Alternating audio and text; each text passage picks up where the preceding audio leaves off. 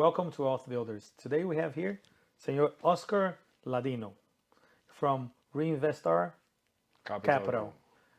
So Oscar, thank you very much to come over here. Thank you, Danny. It's a pleasure Thank you for having us here. So Yes. let's talk about a little bit about using financing for development, for building houses, building projects.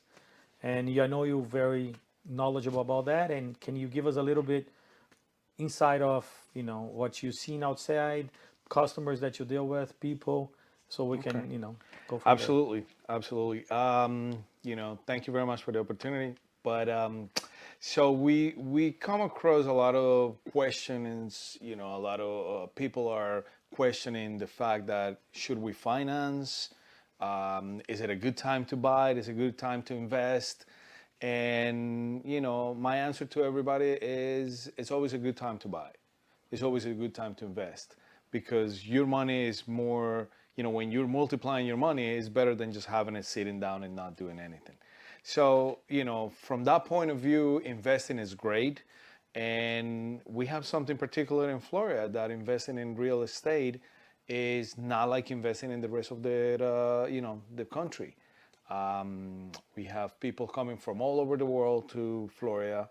A lot of people from Latin America that are coming in, and for different political situations or whatever the fact is, they want to invest, they need to invest, and it's been an opportunity because it's keeping the market really stable, and it's a good market to be in right now. Of course, we over here with our company and our business, or as a builder, as a developer too, we talk to a lot of people. A lot of people approach us and ask about, hey, they don't understand a lot of times getting financed. There's old schoolers out there. They're so scared to get money from banks or from private lenders or what kind of capital lenders, and they have that thing in the back in their mind, say, don't do it, you're gonna lose money. It's not worth it because you can do it. You can do the whole house and with your cash. Don't do it. And we tell them that the reason a lot of the people grow fast is because they use the leverage. And exactly. One thing that we tell them, we with one house you can go to 3 houses at the same time, diversify your investment with the same amount of money. With the same amount of money. Is it yes. $200,000 here? Instead of building one house, they could have built 3 at the same time. Diversify the risk. Diversify the way they can make money. Less, it's just a better deal. So that's a perfect example of what you just said, because we did it previously with one of your clients, with your investors. He was investing, I think it was $200,000 into one property. So going back to whatever we were talking about, the history of investing in Latin America has been like not such a good result, because people think that investing or using leverage from a bank is going to be the same way that it is down in Latin America or in other countries, where the banks are ready to get the property. Not in America, not here. We actually, when we lend money, we're not interested on acquiring the asset. Obviously, that is the security, right? Because the collateral, we need to lend on it. But the goal here is to allow your investor to grow. And in order to grow, you need what's called leverage. And the leverage is the ability to expand yourself. Instead of doing one property, like we did with your guy, we did 4 properties. So with the same amount of money that he used for one property last year, now this year he's using 4 properties. He's going to multiply the profits, and the risk is going to be lower because it's going to be spread out. So it's like very simple. Like I tell everybody, you have a piece of bread, and then you're going to have a piece of butter. So what do? You spread it out, right? Because if you have a big chunk of butter, what's going to happen to you? It's hard to swallow. So that's pretty much a good concept for you to understand. For all the investors, if you got a piece of bread and you spread it out, that's your leverage. So the more leverage that you have, the better it is, because you can cover more properties. Of course. Yeah. And that's what we see all the time. So like today we have a customers of us that he was going to start 5 property. Now he's over 20. And the good thing is that it's more money. I tell a lot of those that, if they expect the profit to be around 20% and they're paying 10% to the bank. So one property, they have they're gonna make 20% in one single property, right? So if they do 4 with the same money, they'll make less. But let's say it's not 20 anymore; it's gonna be 12, but it's 12 times 4. So Exactly. the 20% they were working one, now they're making 40, 50%. When you add everything up to the one property. So that's the Yes. difference leverage that will explain all of them. Sometimes they don't understand because of that thing in the back of their mind is it's more risk, and it's not. It's the other way around. It's less risk because now you diversify your risk, because risk in construction or in development, it's problems. It's not the always. bank. The bank's not always the problem that you're gonna have. The bank could be the end problem, because if you don't build it, if you don't on time and everything, there's a little bit more interest. But the problem that you have in construction, it's the step by step on the construction site.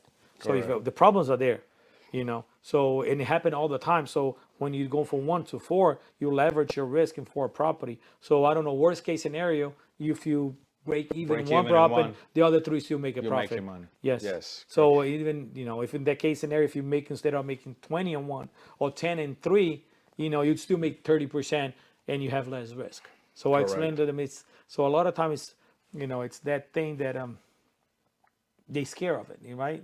Yeah, I think it's but after more- they do the more- first one, the second one, oof, they just want to like- keep on doing it. Yeah, it's like when they tasted a little bit, and now Yes. they're very happy. And obviously, with the contribution of a good builder like you guys, it's helping the investors. So there's different process and different programs, and all of that that the investors in a coalition with the builder can get going on different programs. So it's been very profitable for the investors these days. Okay. Yeah. And where are you seeing the market going with all this? There's a lot of property going there and here, because construction going on. Is there any place that you see, hey, this is good, this is bad, do more this, or even on the aspect of financing, more a single family, or you more like, hey, it's for you if you want to build a wealth, or you want to build a portfolio of rental, go to multifamily. What's your suggestion now? There's a lot of it kind of depends on what type of investor you have. But lately I've seen a lot of investors that are holding on to the properties for rental. So we have those type of programs as well. When you actually build the property, and at the end you can either sell the property, or if you decide, you can keep it for rental. It's either or. At the end, I do believe that everybody wants to have a portfolio. Everybody would like to have that rental residual income coming in every month. So I think that, the smaller investors are probably looking at coming in, build, and sell. But when you get to a place that you feel comfortable doing it, the goal should be to stay with the properties and continue the market rental, and control communities if it gets to that point. So, one of the things that we've been doing lately, you will hear with multifamily, small multifamily, talking about 20 units, and it's build it, finance through financing, get a mortgage, take your money, go to the next one. So that way you'll be portfolio, right? So even correct. you can do that for single family homes, multifamily, but then you build, you get a mortgage, get your money, cash out, go for the next one. And then you have that property listed, rented, and you make your money. It's a new construction, so there's no Correct. headache for the next 10 years. No maintenance. No maintenance. Yeah, so Very you can low keep maintenance. very low maintenance. The only maintenance you have is damage done by the renter, not something that It's actually that program. There's a term in the industry, and it's called BRRRR, because you buy, you rehab it, or you build it, you rent it, you refinance it, and you redo the thing again. Yes. So it's BRRRR. So just when somebody refers to you as a BRRRR, that's basically what it is. Yeah. You buy a property, you fix it, you build it, you rent it, you refinance it, and then you repeat. So And it's you just keep on going the and you keep cycle. on doing it, because at the end, the money that you put in there, you pull it out. Now you have all your money in your pocket, And you own a property. And you own a property. So And now that's- the surplus is just going to be there for whenever you want to refinance in and the you future. have your equity going up because the house keep going up, the value. Correct. You have your renting going up, and that's how people build a lot of portfolio. That's when you see people over there in TVs and say, "How do I have the guy have 200 houses? The other one have," because they started. They started one, they went to two they doubled to 4, and with leverage, So we go in little scenario. The guy had $200,000 or 300 or whatever it is. Instead of building one, he was building four now. Yeah. So when he finished, he'd refinance all the he four. finance all four, put go his to money. four more, make some cash, take the same investment, go over there, four more. Correct. In 2-3 years, he already owned 50 houses. Yeah. And that's what people That's don't what see it- it as a, hey, Yeah. how does it build portfolio so fast? And you don't have to go all that crazy, tax deeds, go over there. You can do all that with the new construction. Or The new construction is a great product because, like you say, you build it and there is very low maintenance. Yes. So imagine a house that it's an old rehab house versus a brand new property. If you if you rent an older home, most likely they're going to be calling you every month. Hey, this is wrong, this is wrong. But when you have a brand new property, they're not going to call you. I have that Everything's gonna be- scenario going on with my dad. He bought a little subdivision, 20 townhouses. Every month he has a guy over there twice, two guys working daily, just fixing problems. Just fixing problems. Just fixing problems. Yeah. So what are we gonna do? We're gonna sell it. We're gonna build another one in his other property. It's gonna have 50 units, and normally it's very low maintenance. Just one person will handle 50 because little detail here and there. And of course, when you build for sale, you build for sale. You don't gonna put the expensive appliance. You're not all the expensive. Correct. You put high traffic flooring. You put the appliance. They're gonna take the hit. That's So gonna stay there for long. that's an answer that you have to a lot of the questions that people are probably asking, and it is, why would I spend, more money on a brand new home if I'm just going to rent it? But it is just the fact that when you do it, you have a peace of mind. You have a product that is going to be maintenance free